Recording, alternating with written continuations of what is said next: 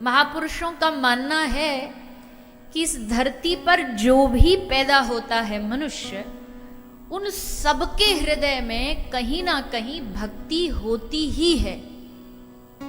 ऐसा नहीं है कि भक्ति नहीं होती। क्यों होती है?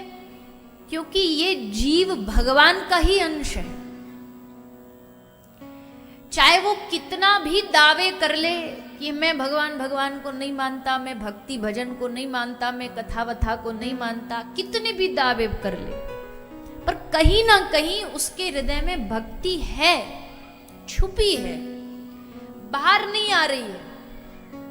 तब फिर क्या करते हैं? बोले जैसे डॉक्टर ऑपरेशन करके बाहर निकालता है किसी औजार से, वैसे ही कोई साधु, कोई संत, कोई गुरु, कोई महापुरुष सत्संग रूपी औजार लेकर के हमारे हृदय में छुपी हुई भक्ति देवी को प्रकट करते हैं। कथा का काम यही होता है, कथा सुन के सब प्रकट हो जाए, मतलब सब मिल जाए, पर भक्ति प्रकट ना हो सत्संग सुन के, तो फिर इस सत्संग का क्या लाभ? हमने एक दिन पहले भी कहा था, कोई आपको कथा सुनाने इसलिए नहीं आता कि भैया आप उनकी वाह वाह करो, जय जयकार करो, धन दौलत दो, पर हृदय में छुपी हुई भक्ति प्रकट हो जाना ही सत्संग का सबसे बड़ा लाभ है। तो उन्हीं भक्ति महारानी की शरण में हम सब भागवत की शरण में बैठ करके भगवान की कथा रसामृत का पान कर रहे हैं। बीच बीच में कुछ चर्चा करते रहेंगे। अभी थोड़ा प्रसंग की ओर बढ़े, क्योंकि हमारे दिमाग की गाड़ी कुछ ऐसी है, जब बोलना चालू करती है ना तो फिर हमें याद नहीं रहता कौन सा प्रसंग अभी बाकी है। फिर जब चालू हो जाती है तो चालू ही रहती है, फिर उसमें कई बार प्रसंग रह जाते हैं। पर देखो, हमारा मानना इतना है भैया कि प्रसंगों के बारे में तो अब मुझे नहीं लगता कि लोग कमी होंगे जो नहीं जानते होंगे। सबको पता भागवत में राम अवतार, वामन अवतार, नरसिंह अवतार।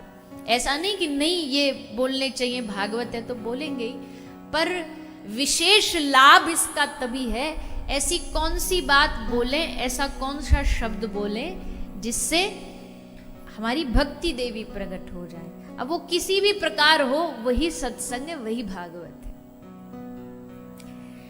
तो भागवत के प्रसंग में कल हमने क्या क्या सुना? भागवत में किस प्रकार सुखदेव जी आए, सुखदेव जी अपने पिता श्री वेद व्यास जी के आश्रम में गए। व्यास जी को इतने पुराण लिखने के बाद भी संतुष्टि नहीं है। आप कोई भी कार्य करो और उसमें अगर आपको तसल्ली, हृदय को संतुष्टि ना हो, तो इसका मतलब है कि उस कार्य में अभी कुछ कमी रह गई है, अभी कहीं ना कहीं उसमें कुछ छूट गया है। कोई गायन करने वाला अपना गान करे पर उसको संतुष्टि ना हो, इसका मतलब है कि अभी कुछ जो दिल का निकलना था वो निकल नहीं पाया है। कोई माता भोजन बनाए, अब उसको खुद ही भोजन बनाने में संतुष्टि नहीं, बोले नहीं आज इतना मजेदार कुछ बना नहीं, तो खाने वाले के मन में कहां से संतुष्टि आएगी? तो व्यास जी कहते जब हमने पुराण लिखे हमारे ही मन में संतुष्टि नहीं हुई, तो फिर पढ़ने वाले के मन में कैसे संतुष्टि होगी? और हमने ये जो लिखा है ये इसलिए तो लिखा नहीं है कि बस हमारा नाम हो जाए। कई लोगों की लेखनी के दो उद्देश्य होते हैं। एक होता है प्रसिद्धि पा लेना, इसलिए लिख रहे हैं कि लोग हमें जान जाए। एक होता है लोक कल्याण के लिए जो लिखा जाता है, उस लोक कल्याण की भावना को लेके जो बोला या लिखा जाएगा ना, उसका परिणाम जगत में कई गुना बढ़ करके प्राप्त होता है।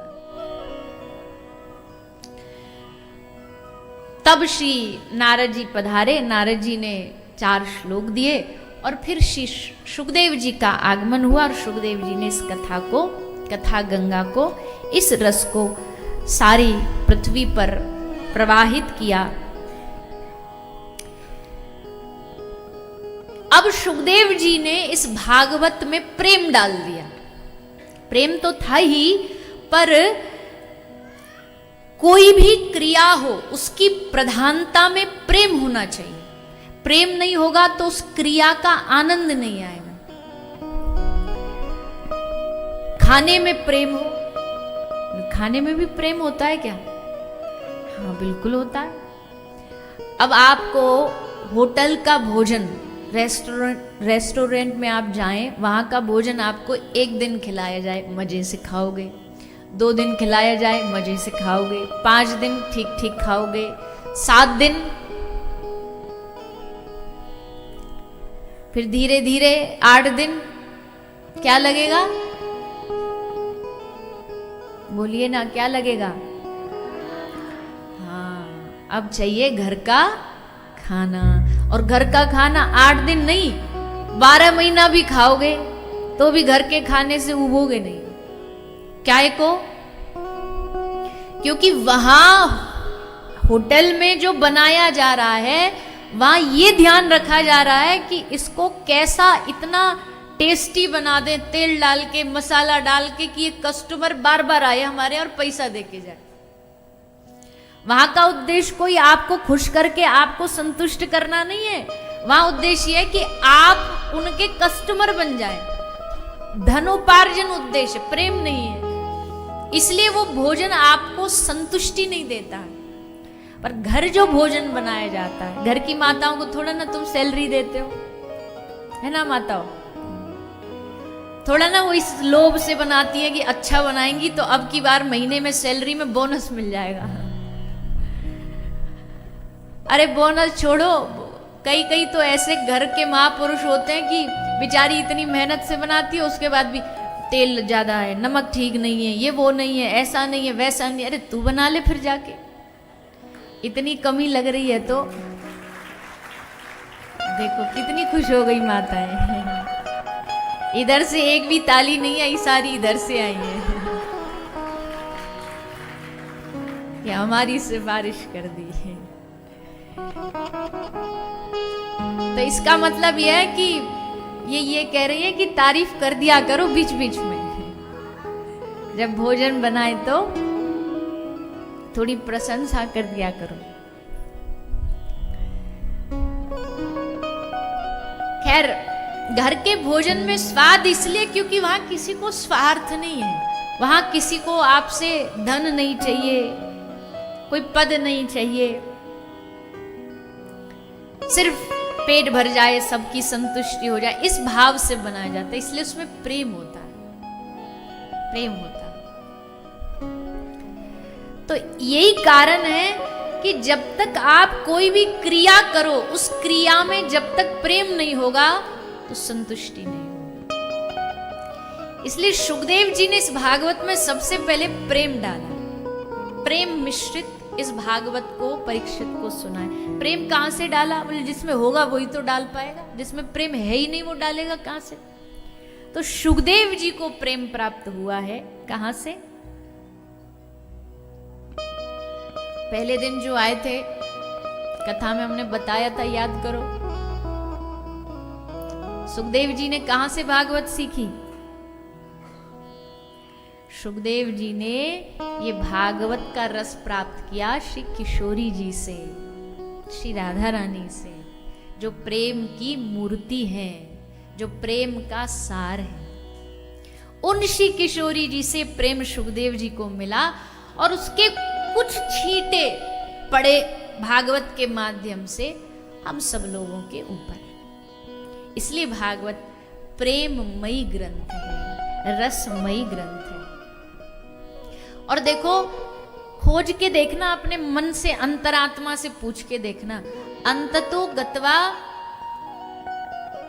आपको किसी भी संबंध में ना, किसी भी दुनिया के रिश्ते में आपको चाहिए प्रेम ही। कोई अपना मैं दिखाए और हम तो ये हैं, हमने तो वो कर दिया, हमने तो ऐसा तुम्हारे लिए कर दिया, तो आपको उस रिश्ते में प्रेम नहीं लगेगा, खाली खालीपन सा लगेगा। पर जो संबंध, जो रिश्ता केवल आपसे प्रेम के लिए जुड़ा होगा, उस प्रेम में आपको रस आएगा, आपको सुख मिलेगा। तो इसीलिए भागवत प्रेममयी है, रसमयी है।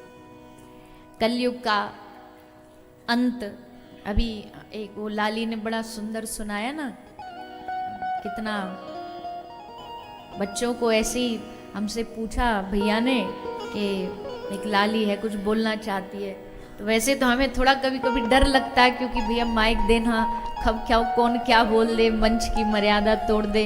हमने कहा आपने सुन लिया? बोले हाँ हमको पता है। ठीक, अच्छा। तो मैंने कहा अच्छा है। कोई बालक, कोई कम युवा अगर थोड़ा धर्म की ओर बढ़े तो हमारा कर्तव्य है कि उसको लोगों तक पहुंचाएं ताकि दूसरे बालकों को भी प्रेरणा मिले। तो खूब बढ़िया सुनाया, एक ही सांस में पूरा सुना डाला।